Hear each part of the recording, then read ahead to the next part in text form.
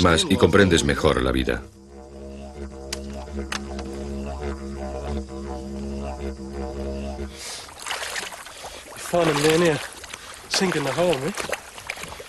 Las enseñanzas de padres a hijos son otra forma de pasar información de generación en generación.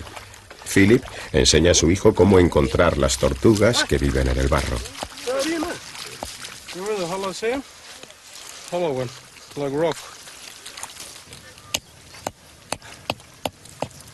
That's the one. Big one, eh? Dig him up,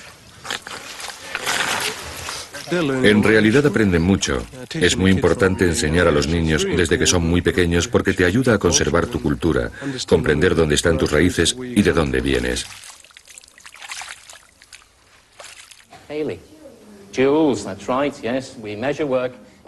Por medio de los padres, del arte y de la educación, aprendemos acerca del mundo. Todo este conocimiento es absorbido por el poderoso cerebro humano. A continuación, la tarea más difícil del cerebro es hacer frente a nuestra sociedad. Quizá la capacidad para tratar con otras personas y vivir en sociedad haya sido la fuerza principal que ha impulsado el tremendo crecimiento del cerebro humano. Sin duda, en cierto aspecto tiene sentido. Después de todo, lo más complicado que los humanos antiguos podían encontrarse a lo largo de su vida no era una herramienta, ni comida, ni un depredador, sino otra persona.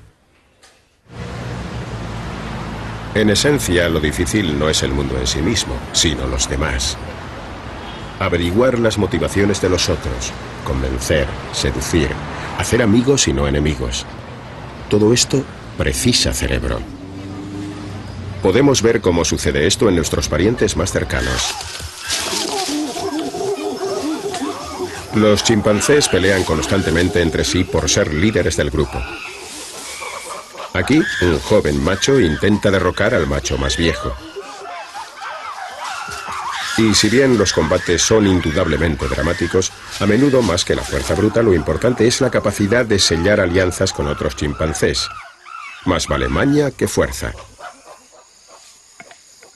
Pasan horas y horas rebuscando en el pelo de sus compañeros. Esto se llama acicalamiento y es la llave del ascenso social.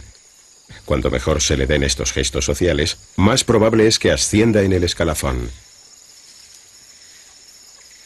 Los científicos han descubierto que cuanto más complejo es el grupo social al que pertenece una especie animal, mayor será su cerebro.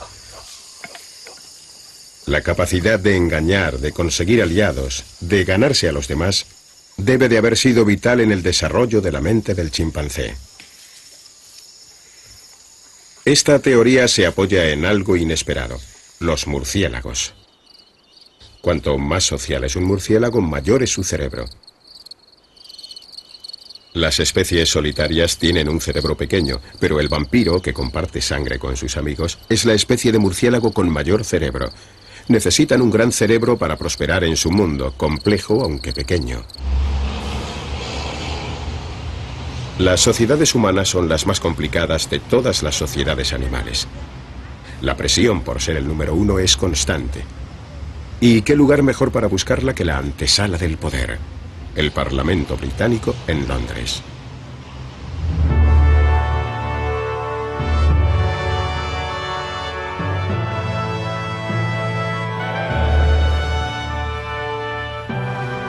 Si bien la pompa de la vida parlamentaria parece espléndida, los empujones que se producen entre bastidores a menudo son más importantes.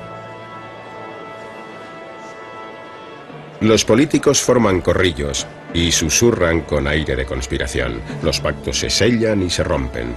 Los parlamentarios, los lores y las ladies hacen gala de una habilidad que no ha cambiado en millones de años.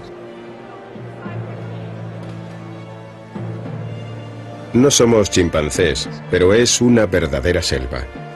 Y no hace falta ir al Parlamento para encontrar política. Continuamente nuestro cerebro se enfrenta a la política con P minúscula.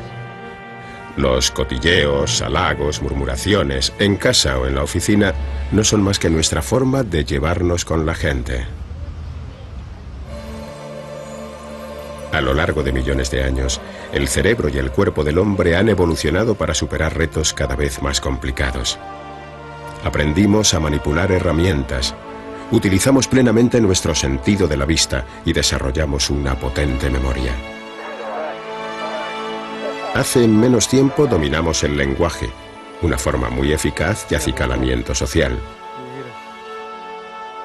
Ahora podemos construir una imagen detallada del cerebro que nos hemos creado. El cerebelo, responsable de los movimientos automáticos. La parte posterior del cerebro para la visión. El córtex central para la memoria. Incluso hay un lugar concreto para el lenguaje y otro para nuestras habilidades sociales. Pero en este mapa sigue faltando algo. Es ese algo misterioso que nos convierte en quienes somos. Los científicos lo llaman conciencia.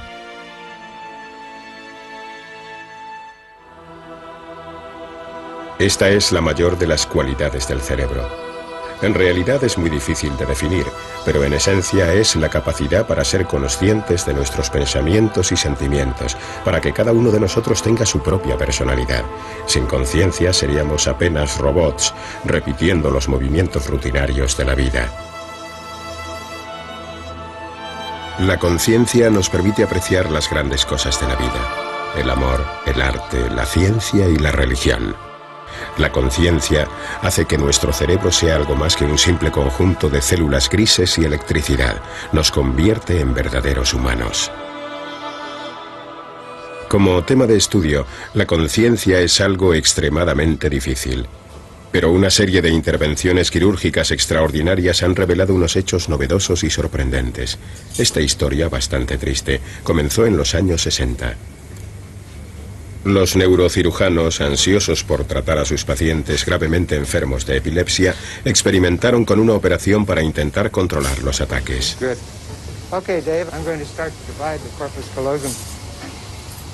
Esta dramática operación consistía en cortar el cerebro por el medio.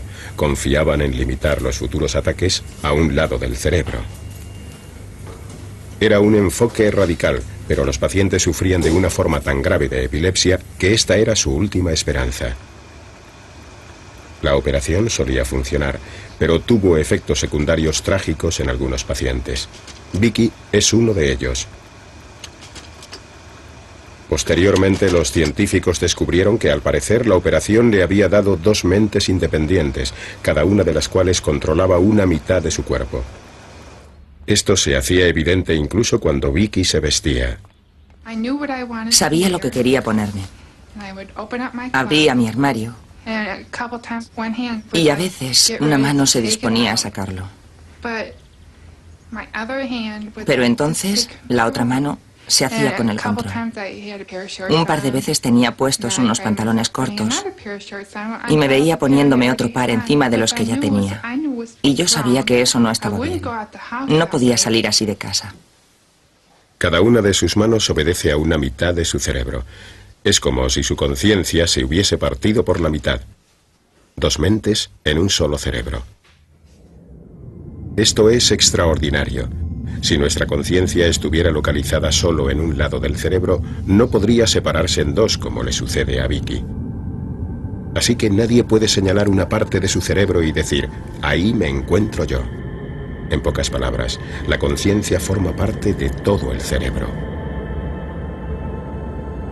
Quizá de la misma forma misteriosa que las termitas cooperan en la colonia, los numerosos elementos que componen nuestra conciencia actúan en armonía. Parece como si las funciones superiores del cerebro, la memoria, la percepción y las emociones, estuviesen tejidas uniformemente en un todo maravilloso. ¿Pero hay todavía algo más? La ciencia es una de las formas más potentes de conocer el cuerpo humano. Aún así, algunos creen que siempre habrá preguntas a las que no pueda dar respuesta. La mayoría cree que gran parte de lo que nos hace humanos permanecerá siempre como algo misterioso, incluso espiritual. Lo llaman alma.